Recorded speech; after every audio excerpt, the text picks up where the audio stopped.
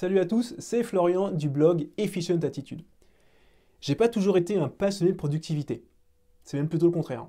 Sauf qu'un jour, dans le monde professionnel, il s'est passé quelque chose qui a fait que j'ai dû m'organiser. Je vais vous raconter tout ça. J'ai commencé ma carrière dans une grosse boîte, un grand groupe industriel avec des ingénieurs à grosses lunettes et à cravate jaune. Je bossais sur des très gros projets et je voyais jamais le client. Je savais pas ce que c'était. Donc c'était assez simple, on me disait « Oui, Pont Roi, tu bosses là-dessus, tu fais ci, tu fais ça. » Oui, Pont Roi, c'est mon nom, comme un pont et un roi. Je vous épargne les blagues qu'on m'a faites au collège, mais bon, passons. Donc je dois avouer que c'était plutôt le Club Med, très peu de stress, ça se passait très bien. Sauf qu'un jour, j'ai eu envie d'aventure. Je veux découvrir la vraie vie. En tout cas, pour moi, la vraie vie, c'était de rejoindre une petite boîte, une start-up, un truc qui bouge. Donc j'ai quitté cette grosse boîte pour rejoindre une PME, dans le Sentier, dans Paris, c'était royal. En tout cas, c'est ce que je pensais. Sauf que j'ai découvert ce qu'était la relation client.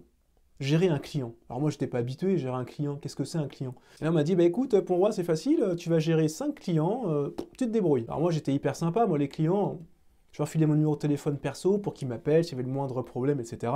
Et ben ils s'en donnaient à cœur joie. Ils m'appelaient le matin, le midi, le soir, la nuit, ils me posaient des questions. Ils me disaient, pour moi, vous avez géré là l'action qu'on a vue en réunion hier? Alors moi, j'avais la petite goutte là, ici, je disais, oui, je vais la gérer tout de suite. Et ben en fait, je ne gérais rien du tout parce que j'avais complètement oublié ce qu'il fallait faire. Et grosse erreur, je m'étais fié à mon cerveau. Ne jamais se fier à son cerveau, ça je m'en suis rendu compte, parce que le cerveau, il vous joue des tours. En fait, dans le premier cas, votre cerveau, il va oublier la tâche. Vous pensez à un truc, dans les 5 minutes, vous avez oublié. Par exemple, vous vous dites, ce soir, il faut que j'aille chercher mon cousin à la gare, en allant le chercher, je vais prendre du pain. Vous revenez chez vous avec votre cousin, oh, le pain. Alors, parfois c'est le contraire. Oh, mon cousin? Dans le second cas, vous pensez à un truc, mais vous y pensez tellement parce que vous avez peur d'oublier que ça vous pourrit votre journée. Par exemple, le matin, vous vous dites « Ce soir, il faut absolument que je pense à appeler ma grand-mère. Absolument, absolument.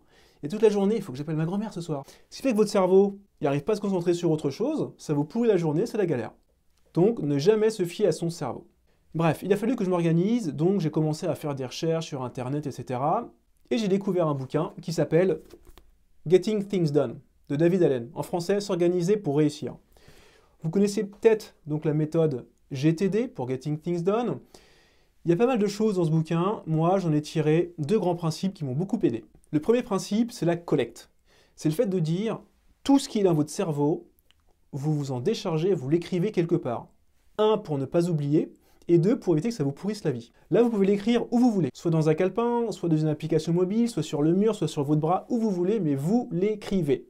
Et ça, à tout moment de la journée. Le matin, le midi, quand vous pensez à quelque chose, vous avez peur d'oublier, vous l'écrivez. Ça peut être utile aussi le soir quand vous vous endormez et vous vous dites « Ouais, demain, il faut que je pense à faire ci, à faire ça et à faire ci ». Vous n'avez pas arrêté de cogiter, impossible de vous endormir, vous allumez la lumière, vous l'écrivez, vous fermez, vous éteignez et gros dodo. Ensuite, quand vous avez votre liste de tâches qui est écrite, régulièrement, après c'est à vous de voir, ça peut être 1 fois par jour, 2 fois par jour, 2 fois par semaine, 3 fois par semaine, c'est selon votre rythme. Vous prenez votre liste et vous allez traiter chacune des actions, au fur et à mesure. Vous prenez la première action et vous vous posez la question suivante. Est-ce que ça prend moins de 2 minutes à faire?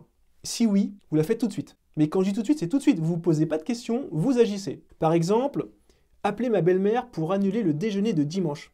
Ah bah c'est facile, je vais le faire tout de suite. Oui, Catherine, je suis désolé, mais pour dimanche, ça va pas être possible en fait. Oui, moi aussi. Bah finalement, ça a pris 6 secondes. Ensuite, quand vous avez une tâche qui prend plus de 2 minutes, et bien là, c'est un projet. Donc, il faut le planifier. Par exemple, mettre des rideaux dans le salon. Bah, ça, effectivement, ça prend plus de 2 minutes. Donc, 1, vous planifiez le projet. Donc, vous vous dites, dans mon agenda, je mets un créneau, samedi matin, pendant 2 heures, je traite tout ça. Et 2, pour vous aider, vous allez penser à la première action que vous allez faire quand vous allez vous mettre à bosser sur le projet. Ça va vous aider, en fait, à agir. Donc, en y réfléchissant, vous vous dites, bon, il faut que je change les rideaux. Bah, premier truc que je vais faire, je vais mesurer la hauteur. Est-ce que c'est 2,50 m, 2,70 m? Comme ça, vous saurez quel rideau prendre ensuite. Donc vous prenez une nouvelle page, vous écrivez le titre du projet, vous mettez première action, prendre la mesure du rideau. Voilà. Donc au fur et à mesure, vous traitez chacune des actions. Soit elles sont faites tout de suite, soit elles sont planifiées. Et quand vous avez terminé, vous fermez ça et vous prenez un petit gâteau, un chocolat, une récompense, parce que vous avez bien bossé. Voilà, faites ça régulièrement, la collecte d'un côté et le traitement de l'autre. Ça va vous donner un premier cadre pour commencer à vous organiser, puis à agir. Par contre, il ne faut pas croire parce que agir, c'est ce qui est finalement le plus difficile. Votre cerveau trouvera toujours des tonnes d'excuses pour ne pas agir, mais ça on verra dans d'autres vidéos comment le berner pour passer à l'action. J'ai également pensé à vous. Je vous ai concocté un petit guide avec 10 techniques bon si je fais ça 2 fois ça fait 20, avec 10 techniques faciles à mettre en œuvre pour gagner 30 minutes de temps par jour. Pour le télécharger, vous cliquez sur le lien ici ou en dessous de la vidéo.